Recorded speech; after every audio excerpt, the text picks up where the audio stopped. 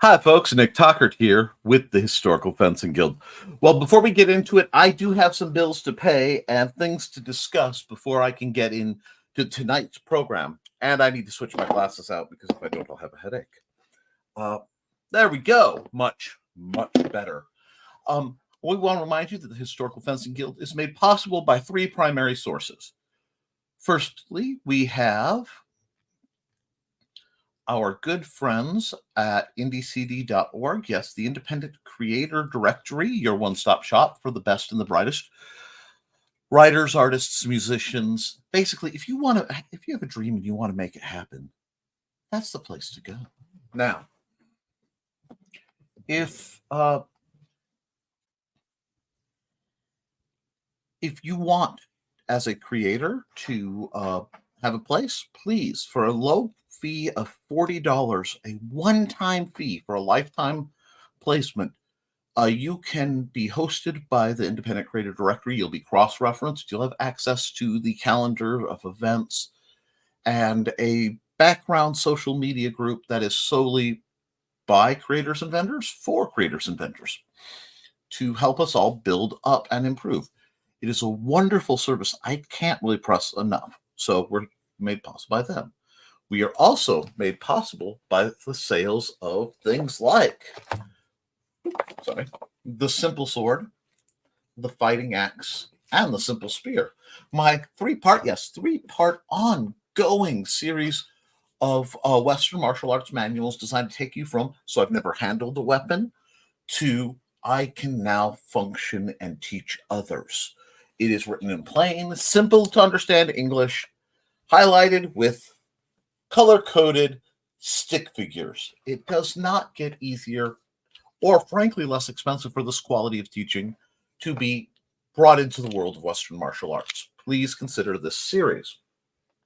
We are also made possible by my games, being Big Stompy Robots and Melee, the game of tactics in the Middle Ages, and my fiction and horror novels, including, the anthology Through the Thinning Veil, Volume 1, and Haints and Hellfire, Volume 1.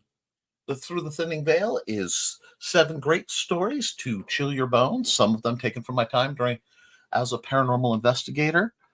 And Haints and Hellfire is a story of one boy whose parents are slain by an unspeakable force, who stalks him through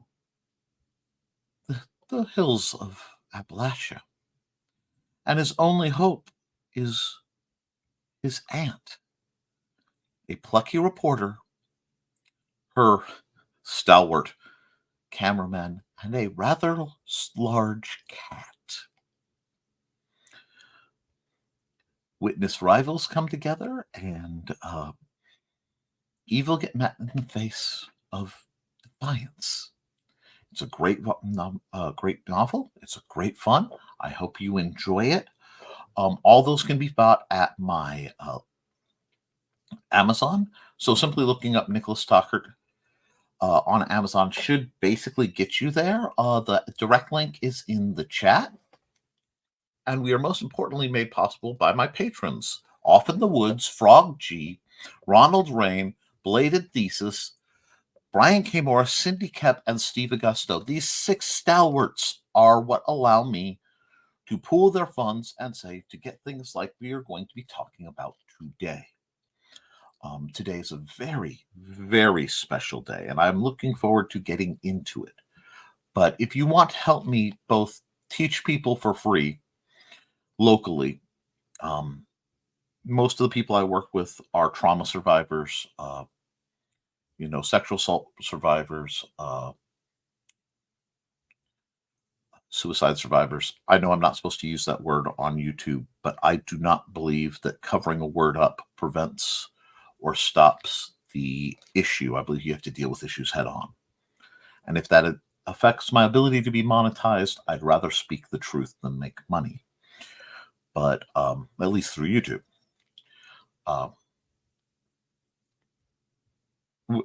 I'm able to do a lot of good locally as, my health which those of you who've been around know the recovery is quite a journey, and I'm taking some new steps. But I have an item to talk about tonight. I'm incredibly eager to get into it. We also have some commentary and I'm sure questions, and probably one of the more lively chats that you can find. So I'm going to go through the chats, and then I am going to get into what I'm talking about. All right. So first through the door, let's see. We're going to go through the chats, and then first through the door is Foxy. Hey, Foxy. Good evening. Pardon my camera shaking. I will be doing some things about it. And only if I'm doing it right. Wow. Wow. You're opening with a not the green room. For shame. Oh, you. Miss Saren. We're joined by Miss Saren. If you didn't get to see Nita and Daphne's vlog program, the book Hates and Hellfire was mentioned, and I'm still reeling from it. The fact that you're doing an audiobook for it is just the cat's meow. Many people are very, very excited, and I am currently at 4,785 words into the sequel. I am so privileged to have Miss Saren doing this wonderful service for me. It is just delight, and I am very excited. So, evening, Saren. How was your day? Pretty good. My car's been in the shop. I got it back today, so that's nice. That is nice. Miss Saren, how was yours? And Cindy Waves. Hello, Cindy. At least you shouldn't be in a meeting right now. I do hope you're doing well and furthering your goal of getting to go to, I believe it's Orlando, Florida, for your martial arts competition. Hiya, Cindy. Hey, Cindy. And Foxy says, not too bad. Appointments went well. Hi, Cindy. We can go through. Foxy, go right here. Huh, where did that bruise come from? And, oh, your camera is much clearer tonight. My system was requiring a update. And apparently it had to do, whatever it was updating had to do with the way it was processing peripherals. So my camera, my tablet, the world should be much better. And Cindy says, you need big stompy robots wielding simple swords and spears with fighting axes in a melee. Please go to my book and please, my book site, and please consider buying my books. If you can't, but you have Amazon Unlimited, all my books are available for reading there through Kindle Unlimited. So you guys can get that without spending any more money. And if you enjoy it, please consider buying my book either in digital or paperback. And I am just getting into doing hard covers. So it is a very exciting time over here. And stuff and biscuits. Oh, that sounds good. And you can check out my art on deviantart.com/NickT. And Historical Fencing Guild tonight, right here, at this link, right now.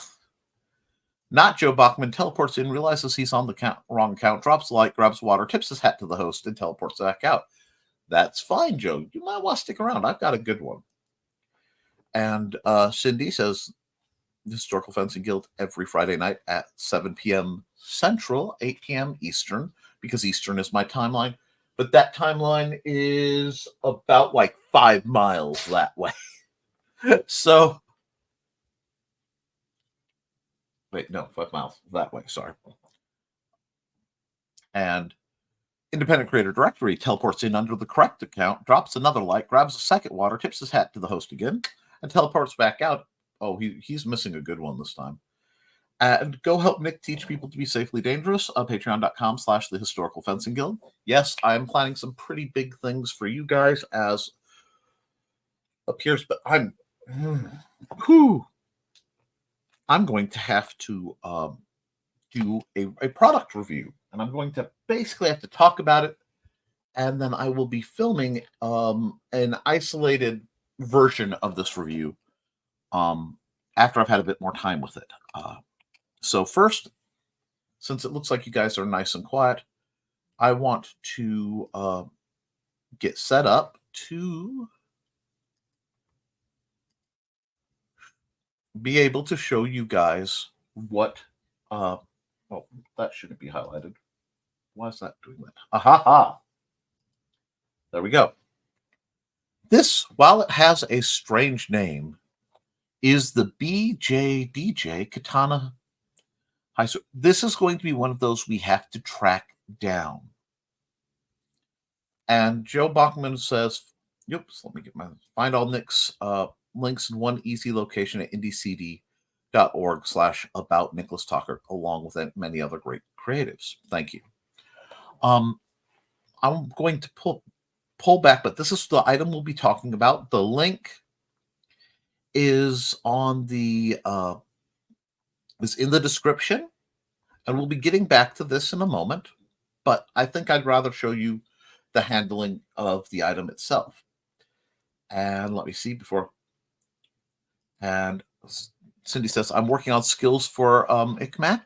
Sifu says, "I've learned the fan form in Kung Fu mode. Now I need to rejig it in Tai Chi mode by connecting the moves better."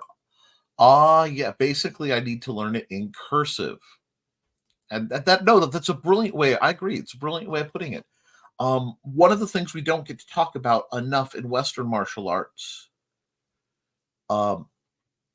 is the what I call the between the plates. Because when you'd open up the old manuals, okay, you would have oftentimes on one side the handwritten, recreated Italian or German or whatever language it was in, and then the translation. And whenever they had the images of people fighting, showing you guard positions or the result of a maneuver, it would have usually plate 1, plate 2, plate 3, or figure 1, figure 2, figure 3 of all these. But the great mission of doing what we do is to find our way smoothly, naturally, with the intention of what they were trying to do to the best of our abilities through the space between the plates. So it's one of those that the Eastern traditions seem to hold to better. Now, many years, and let me see. Oh, let me go through look at this. And people need to see the project I've been working on tomorrow night at 6:30 Eastern. There's some discussion. I will be out of town for that, unfortunately. Whether I need to do one piece of Gagi, the Wu 108 slow form, very accurately or slowly, or two pieces of it more flowing at high speed. That is an interesting debate. That is a fascinating debate, Cindy, because the horrible thing is to say, well, the true answer is both. You should be able to do all of it as fluidly as possible.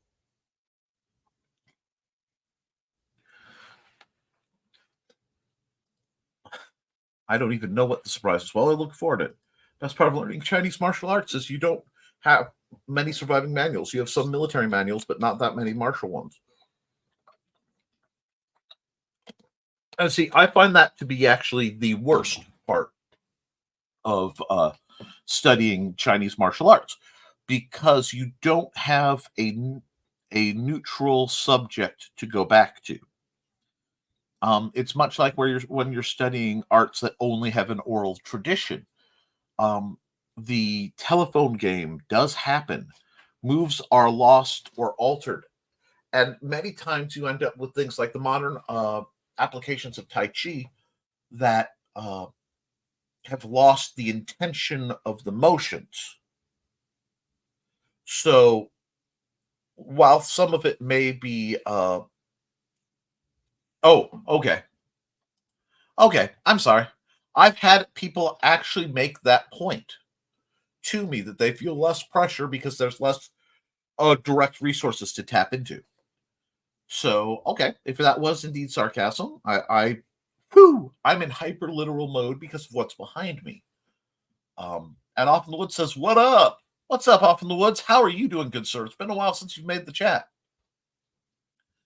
And that would be Thesis's show.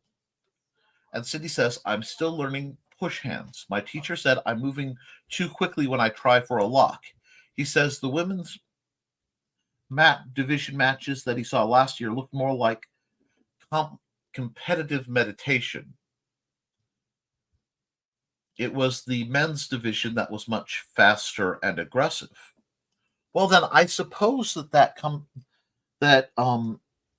you have to look at what the victory conditions of a given match are and how effortlessly you can pursue them.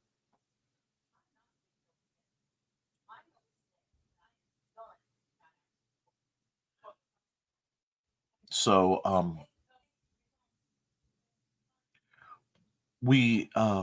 sorry, I just lost my thought because I overheard something and it just completely derailed me. But okay, sorry, complex meditation. So I don't know. A lot of it is accuracy your goal, or is getting the physical response of breaking your opponent's guard / stance your actual goal, and which will serve you long term better?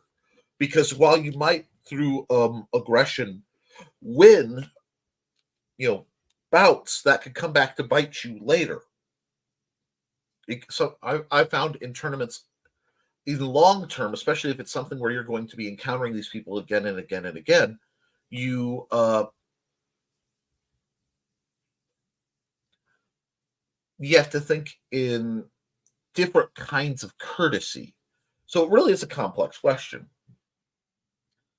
And Thesis says, "It is indeed tragic. We have to reconstruct the arts from what we know from the military manuals and combine that with some of the oral traditions." And that is the great tragedy of Chinese martial arts, and something in dealing with hand-to-hand when I've played patty cake with different practitioners. I have found that tracing the lineage of a style becomes very, very difficult. And it is in the financial interests of the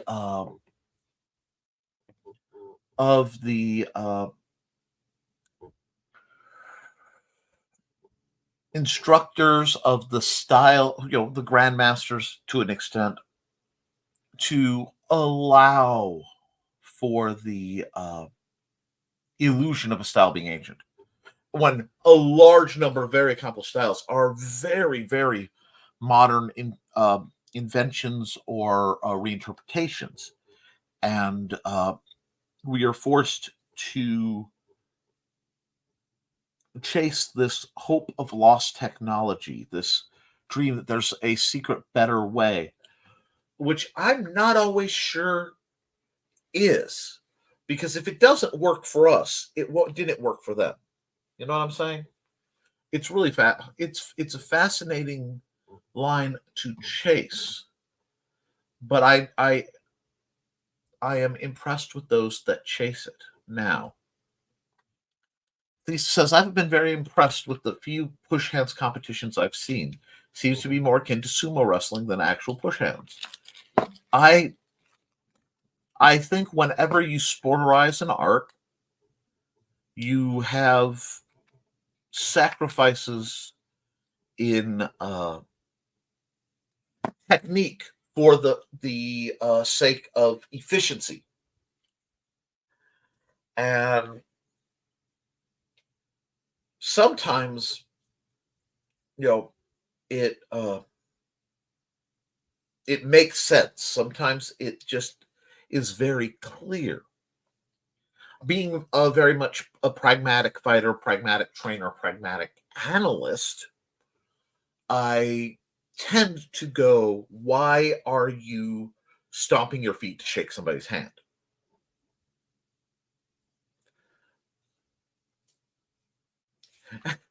And Cindy says, my teacher describes push hands as sumo for skinny people. Now, I will explain that when I did it, which given my hand damage, I don't think I could anymore.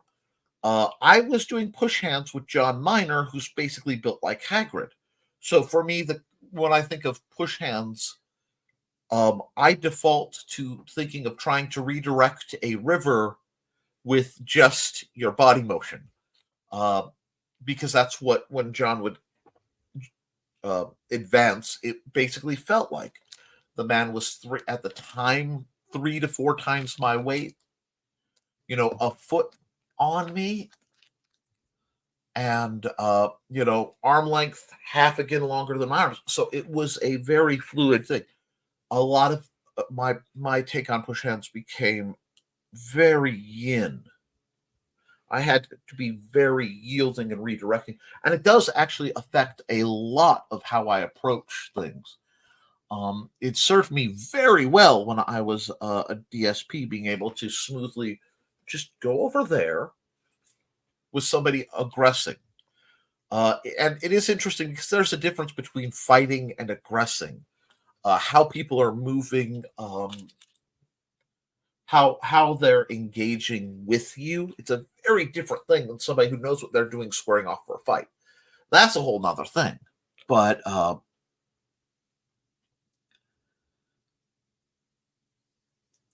I find that training with the expectation that my opponent is stronger than me and larger than me has always served me well.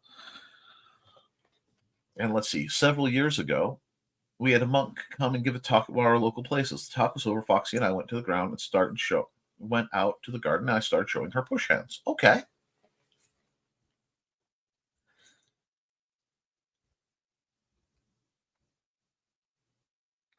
Well, I'm glad you did. I don't know if you're writing another comment, but I'm going to pause here because I want to get and talk about the item I procured, because it's very rare that I spend money.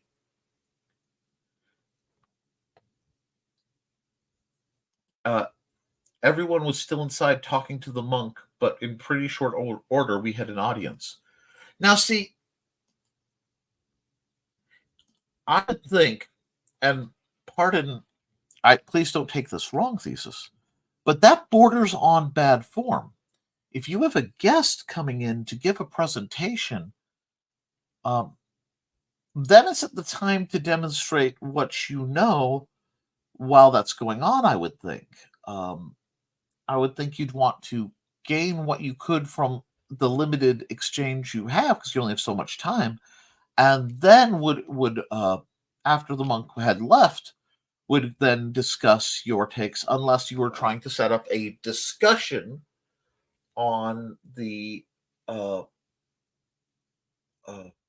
techniques versus the discussed techniques, which some people are very comfortable having, and some that it was okay. It was after the talk was over. He was just visiting and talking with people when we went outside. See, I find that interesting, and I'm going to tell you why I find that interesting. I understand why you did that then. Much more civil, polite than doing it while he was talking. However, I have found, having had the privilege of having a lot of traveling practitioners of different arts, that when they come, they do their demo. However, they do the same thing they do at every show. Every time they go somewhere, this is what we do. This is how we do it. It becomes a very fluid kind of spiel. And it becomes very routine. This is from being on the other side. But the best wisdom, okay.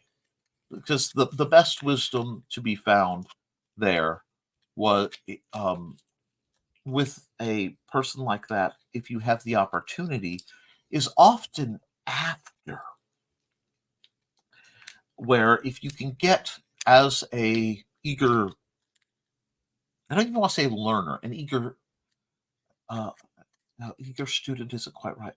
perhaps an eager student of the arts and of people, I have found that the really interesting thing comes when they've relaxed and the spotlight is off them a bit. But as you say, it was a more philosophical, religious discussion, which, given my odd preferences, I'd still say stay for that because you never know what you're going to learn. Rare opportunities. But that being said, I understand you went out, and I'm sure you had an audience, and I'm sure it was very impressive because you're a very impressive individual. Thesis. I just always err on the side of perhaps excessive manners when a visiting expert, perhaps in any field that I am interested in, which, knowing me, are a great many, I tend to give them the boon, even to an extent when they are completely full of dog poop and they're speaking nothing but drivel. I will let them speak, have their place, and then, usually through a series of Socratic questions, start probing and finding out if I am completely misreading something or if they are indeed full of the aforementioned feces. But it's interesting. And you said, according to the dates on the pictures of my phone, it was 6.5 years ago. Um, I shared, and I hope you guys got to see it, me playing with Trelena in my old house in a very dark garage, was discussing what we're doing and how the systems work. And what you don't understand is how slow the Rawlings felt after years of Schlager style rapiers.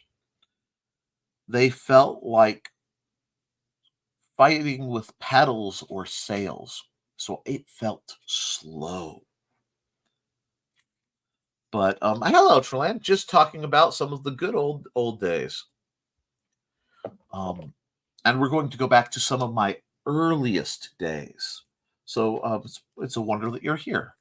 But I did share that, I believe, on the Historical Fencing Guild public group of us essentially playing Pat a Cake. It is not the best video. It was shot as best it could by my brother Max, which was delightful. But and I'm appreciative of him doing that. But we were fast, and that was us playing lightly and slow. And yes, those Rawlings qualified as an arm workout. They still do. But I'm of the opinion, and it is an older school opinion, that if you are planning to use a live steel variant of something, you use a slightly heavier trainer. Training with extra weight gives you better control and stamina when you're fighting with the actual weapon. So a lot of times, even when I was fighting with the rapiers, I would love doing things with the Rawlings because fighting the wind resistance meant my edge alignment had to be perfect. Fighting the weight meant my grip had to be perfect. It was a real challenge. And Berlin says, I do, and good. I like that verb change.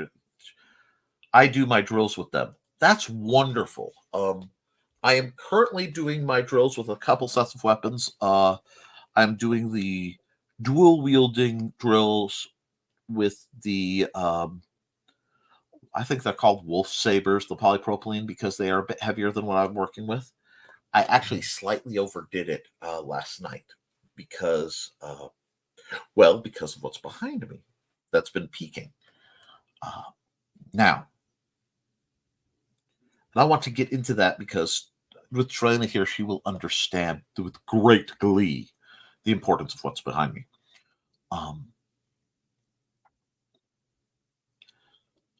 When I talk about training, I talk about training from the draw and it being a very hard thing to pull out. Now, I have shown on this channel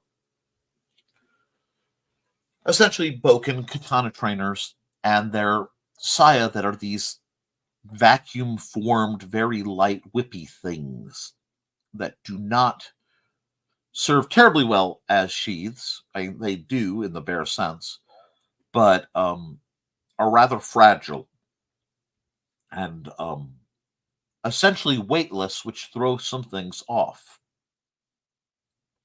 And yes, Trelane is right. After using those, using lighter rigs can go all day. That's why I'm doing the polypropylene sabers, because the rapiers are much lighter. And while that's all still a lot lighter than what I used to, it's an adaptation, and you understand. However,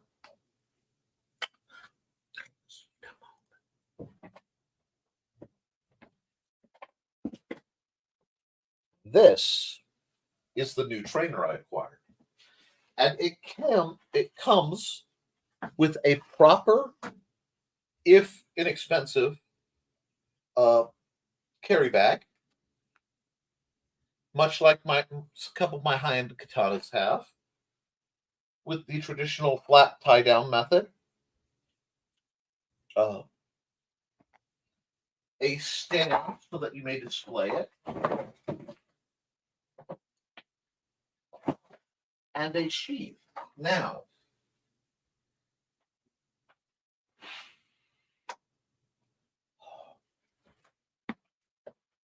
this is not like any other trainer I have ever used.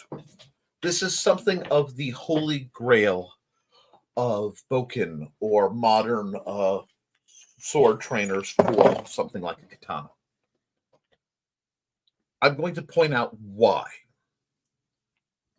First and foremost, before we get into the trainer itself, the saya is gorgeous. Hello, some person. This is a beautiful, fairly reinforced plastic sheath. Proper curve. Proper cross-section so that, and I want you to see this, let me get the angle right, so that you have the slightly smaller angle here. This means completely blind, you can feel where your edge alignment is. This is elegant. Now, it's tragic that Johnny isn't here because Johnny's not getting to hear me wax philosophical about a katana. There's the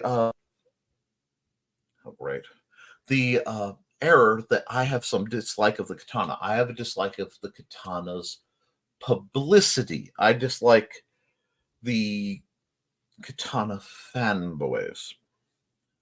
But this is meant not just for training, but it is meant to train properly from the draw, to practice drawing and sheathing your weapon in a safe manner.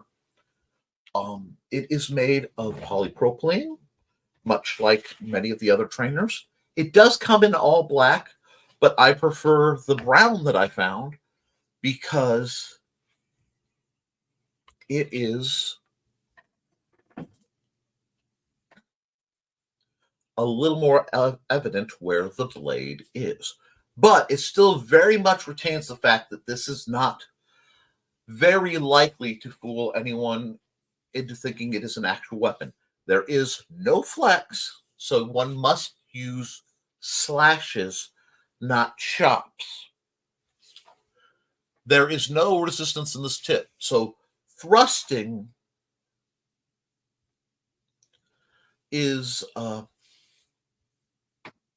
impossible. The point of balance is about 2 hand widths out for me, so about 5 inches from the tsuba. Now, it comes with the Suba not attached as a separate item, and then it latches monstrously well into the sheath if you prefer no guard. Shockingly, I prefer anything with an edge to have a guard to prevent the slide. The Suba itself is elegant and relatively reinforced. Now, this is not a quality check yet, but this is a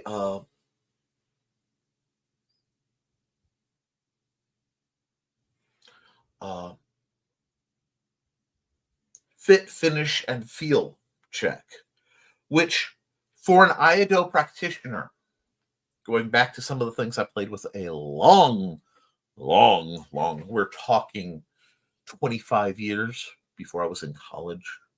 I had a book on Aikido that I checked out regularly from the library till it was stolen from the library. But now, this is where we start to see the other line. This is actual cloth wrapping. This is not molded. The inner, let me see if I can get it where you can see, has these little nubs that help keep the cloth wrapping from shifting. It is frighteningly comfortable to the ungloved hand because the katana wasn't worried about the wielder wearing a glove. It is so smooth. Now, I can't do the kind of draws I'd like to do demonstrating where I am.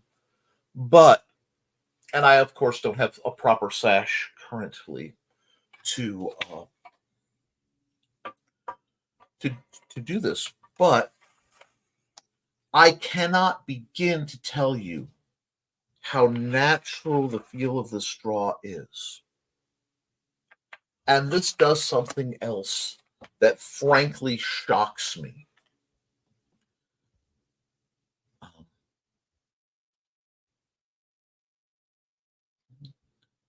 See if I go here. Yes. It comes in, this kit, regularly $60. Right now, it is almost a quarter off at sub $50. If you have any interest in drawing and sheathing a katana, possibly training with it, I'm not sure on that extent. I'm going to have to use the thing. And being able to treat it in such a way that respects the weapon for what it is, this is literally a must-buy. I am sorely tempted to order a second one. But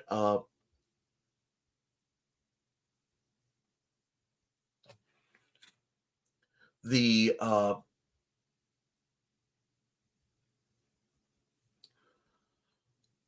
grip is superb. The length is appropriate. I think its blade length is about 29.5 inches. Let me see if it will if it's listed here. I mean, I know it's listed. Overall length is 41 inches. 29-inch blade, 10-inch grip. The weight is 0.85 kilograms.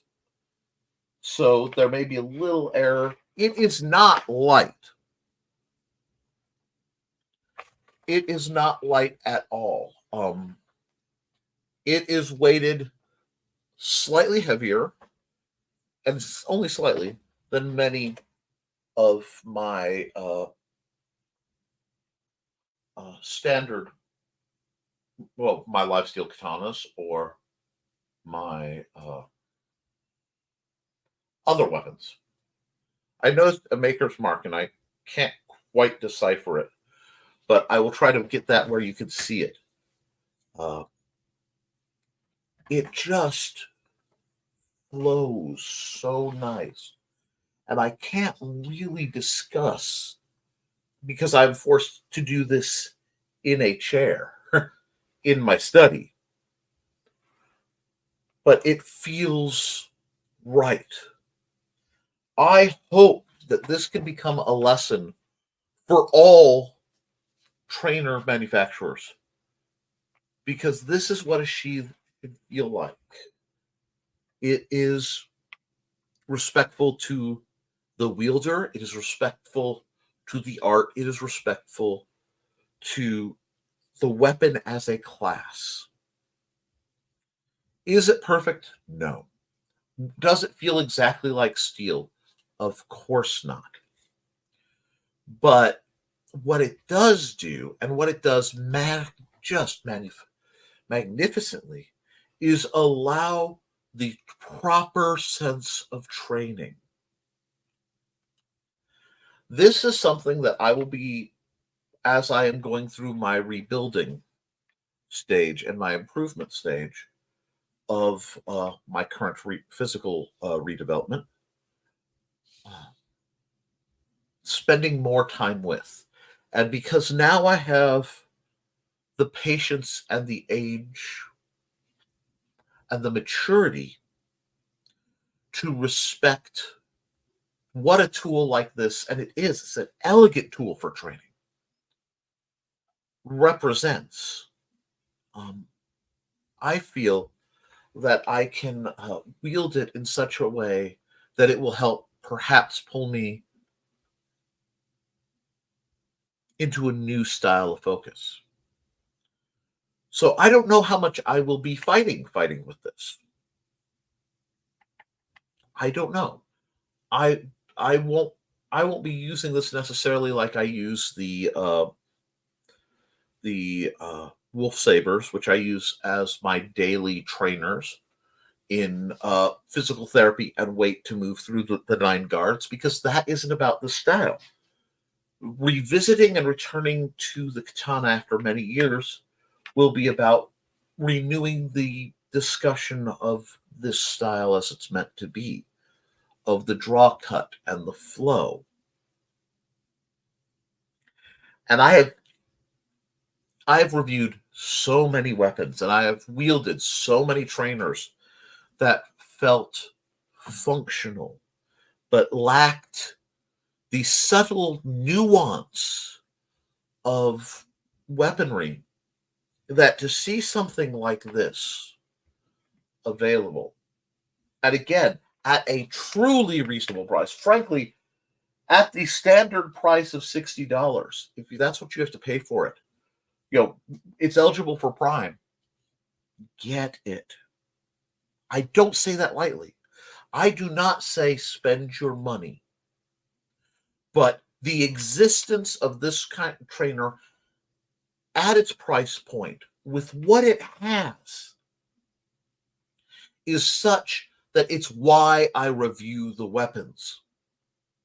So often I have to pick up a trainer I might like or might want, and I find it lacking. I still suffer heartbreak over Cold Steel's Axe Game trainer. I mourn that. I mourn the loss of the Parry Dagger trainer.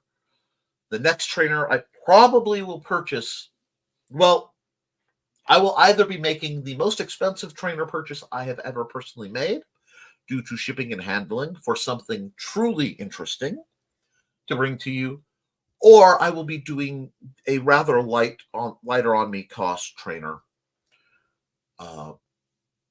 from PHA. I want to try their Parry Daggers. While I have little doubt that I'll enjoy it, I feel that is one of the two directions I am tempted to go with my art and with my passion. And it's important that you guys see this. And I wish I had them up here. I simply don't.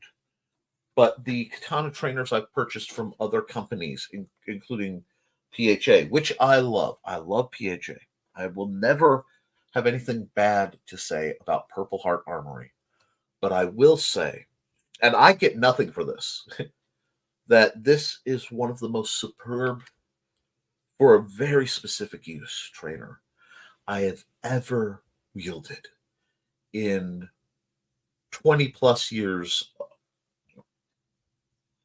24 years, nearly 25 years. Yeah, next year will be 25 years of me teaching swordsmanship, because I started very early in August I'm sorry, but it would have been September of 2000. September or October of 2000 is when I first started training people. I was only a few months in because there was no one else who could or would. But, well, there were others who could, but none that would.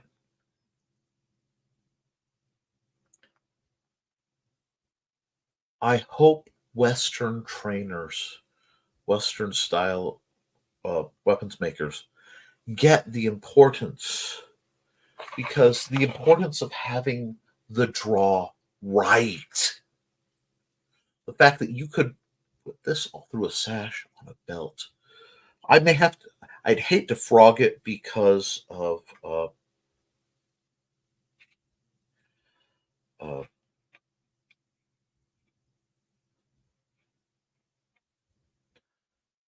the style in which I fight, but we'll have to see. Now, I will say there's slight drag lines. You can see them inside the sheath, but they seem to be dust, probably from the slight edge on the inside. But I mean, the fit and finish is not problematic, guys. It could be literally dust from however long it was. However, and I know I'm rhapsodizing, but understand, I do not rhapsodize lightly. I do not say, here's the link, buy it. And understand that this is meant, while easily and comfortably wielded as a one-hander, this is meant as a two-handed weapon. This is a katana. It is meant to flow like a katana. It is meant to cut like a katana, but do so safely. The the artificial hamon line brings me joy. The light change brings me joy. The cross section and grip brings me joy. It doesn't spin. It doesn't lean. It doesn't pull. If you are missing with a trainer like this, you are missing. And it's like I said, it's rare for me to rhapsodize, but some things are worth it. So the link is in the chat. If katanas are your thing, I will be trying in the near future to track down more about BJDJ to see if they have any other weapons. I will be making a video individually about this, probably, it'd have to be as early as next week. It will be very repetitive on many of the things I've shown you. I just need to make sure I can draw and move well enough to demonstrate how good a trainer this is. It is so rare for me to be moved by a trainer after the many, many, many I've wielded, many things I've lusted after. And I was set up to be disappointed. I was expecting this to be like the too thin trainers that have no weight and no function.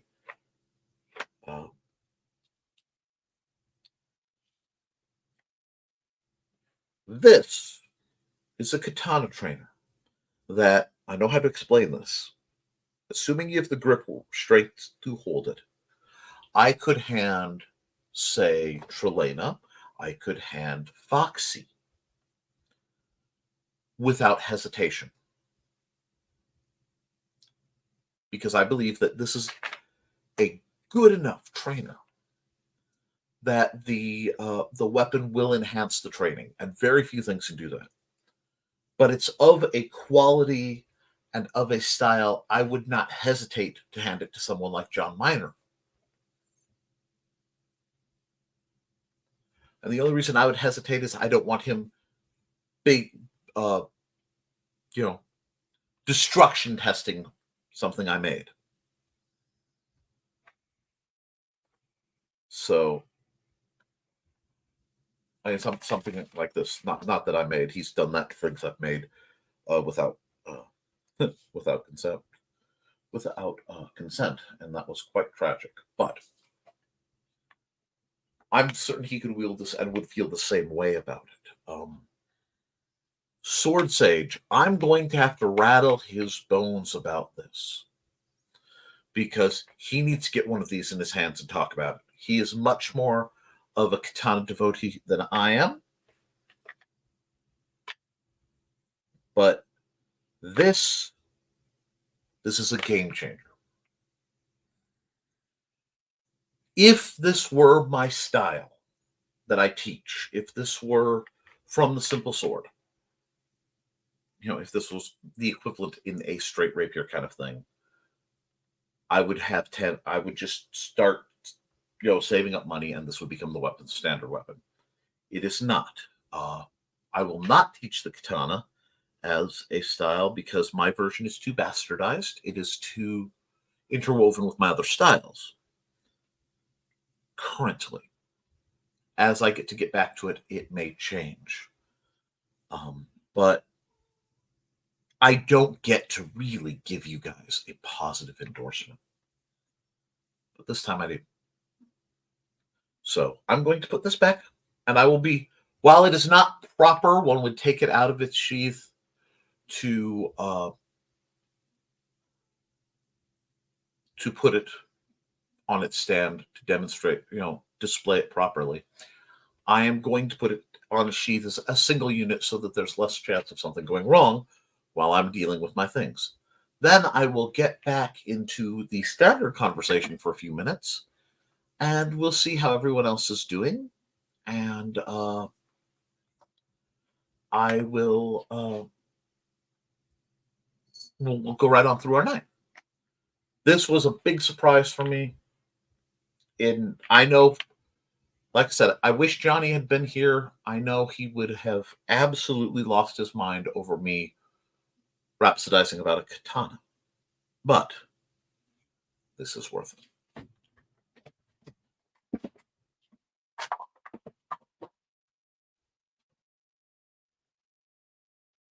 The stand is plastic. It is a little flimsy, relatively, because it's slide together 3 pieces, but it's so lovely. And like I said, they thought about the wielder. They thought by giving the travel bag, you can transport it and you can piece tie it safely so you can transport it. It's not too alarming if you're on a subway or you're on a bus.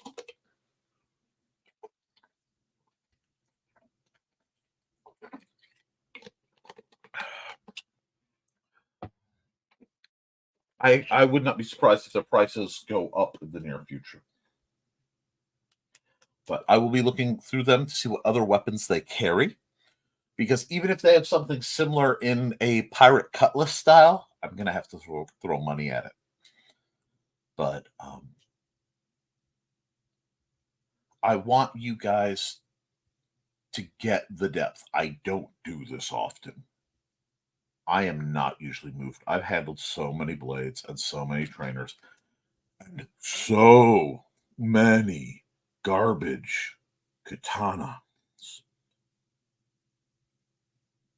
Like, melt this down and turn it into screwdriver bits katanas.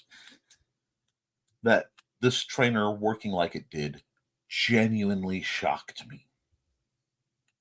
So we'll share in that delight. Now, some person has 2 interesting things to say. You might like drawing big.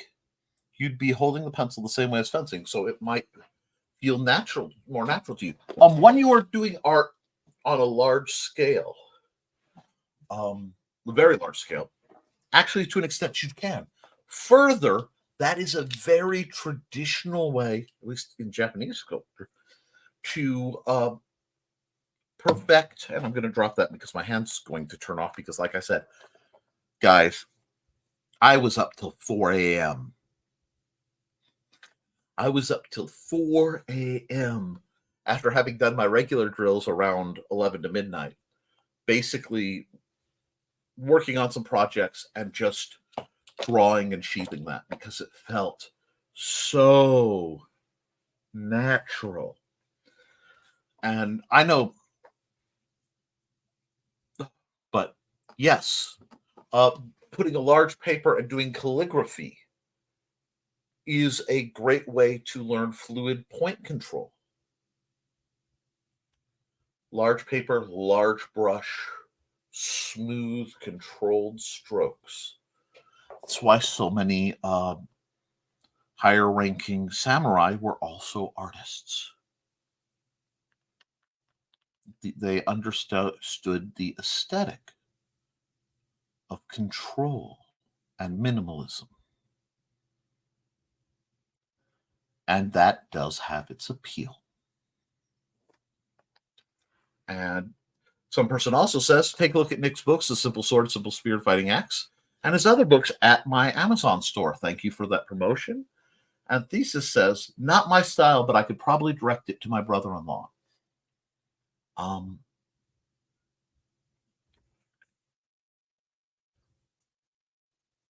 I want to find out more about this company. I need to find a way to write this company because they got it right. And I don't think their company has a, store page. So it will take me some time to reach out and find the company that made this, because I would like to know more. And there are some other companies that have similar items, but let's see. So why is that not showing? There we go. Maybe. Oh, I know what's going on.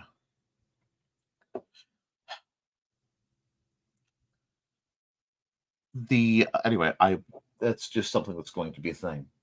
I have to leave this up because I need to send it to somebody. But calligraphy does, yes, it does. And that fine motion control, it's a very good way to train yourself where you're not actually having to hurt anyone. I know this wasn't the bombastic episode many times we have on this program, but I do think it was educational for you in that I'm highlighting something that deserves to be highlighted. I'm also hoping that it brings you the option to pursue something that I pursued in my I started messing with homemade boken when I was, let's see, right around the semicolon. So we're going to say 14, 15. And that's when I started trying to find a way to let the sword carve a future for me, which it has. And I do believe, while you should find your personal art, your personal preference, and be pursuant of it, I am at heart a generalist, and one should at least be able to make everything go. And further, one should be able to recognize the earmarks of quality in a given product. And while lifesteal is something I have neither the funds nor opportunity to embrace like I would, I know my trainers. I have made trainers. I have made simple trainers. I've made elaborate trainers. Worked with steel. I've worked with aluminum. I've worked with HDPE and wood and all sorts of things. And I think when you can find the right thing, it makes a lot of what we do worthwhile. Or that's not true. If you're training with a chunk of stick, it's still worthwhile. Because I've done that too. But there is something to be said as a man, in what are referred to as my middle ears. I doubt that. I expect it to be a bit farther along down that slope, but I'll accept it. Uh,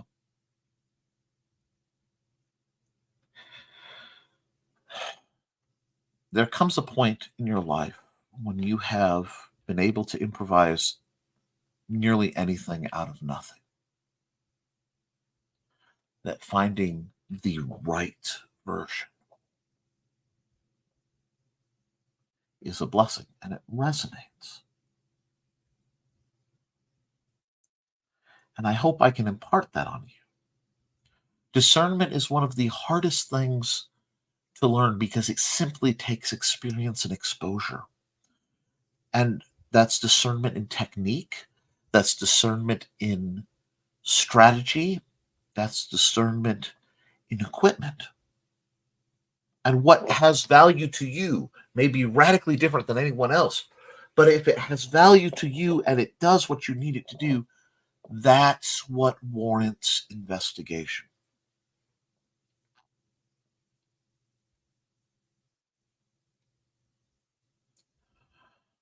So, with that, guys, believe it or not, that's been our hour. It's been a very interesting hour. I know, like I said, this was almost entirely a review day. It was necessary. Um, I simply hope. I hope that this wasn't entirely self-serving on my part. I hope that you got something out of this, and I hope if you are of interest in the study of katana, you consider this. Now, I will say to Cindy, if she is still watching, it appears she is, because she's giving my links out again. Thank you. Uh, it is a bit heavy, possibly for you. I'm not sure exactly what your weight limits are, but it is not, I would not say it is not terribly light. Um, it feels proper. It feels proper like a weight for a cutting katana. But if you can handle the slight bit of weight, uh, you're not sure anymore either. That's fair. This is, if you can handle it, I would say that this is the superior and safest way to train in Aikido adjacent techniques. If you're going to be drawing and sheathing a sword, this is a sword that obviously isn't a sword. You know, it isn't live steel. It's safe. Okay. Okay. If you can swing around a polypropylene saber, then you'll be fine with this because it is. It's polypropylene. It's just exquisite to handle, especially after I've handled such crud. So it is one of those I would truly, because you mentioned you're looking into going into some katana related stuff. If you ever intend to do that, and I would recommend actually for you, Cindy, to look up Aikido and some of the techniques because it is something that is meditative. It's not meant to be combative. It's not usually fought combatively. It can be, but it isn't usually. Well, Tai Chi sort of stuffs. Okay. But what I'm hoping is if this maker can make this, maybe they can make a gin, maybe a cutlass. You see, it's four skills further than where I am now. Well, it never hurts to pay attention to your goals. So with that, guys, I'm going to say, keep your eyes open, keep your guard up, be kind to yourself and each other, and as always, friends, thank you for supporting your local sword master. I'll be back over on the Nicholas Tucker channel at the latest Monday morning at 10 a.m. Eastern, 9 a.m. Central. And I will be here 8 p.m. next Friday for another episode. Let's see. Cindy says, fixed push hands, restricted step push hands, Yang 24, Buddha Saber. Okay. Depending on the variant of Buddha Saber, there are a lot of carryover. You can see points in the evolution. So I think that will serve you well. Other than that, guys, I love you and you should too. I'll see you all very soon. Toodles.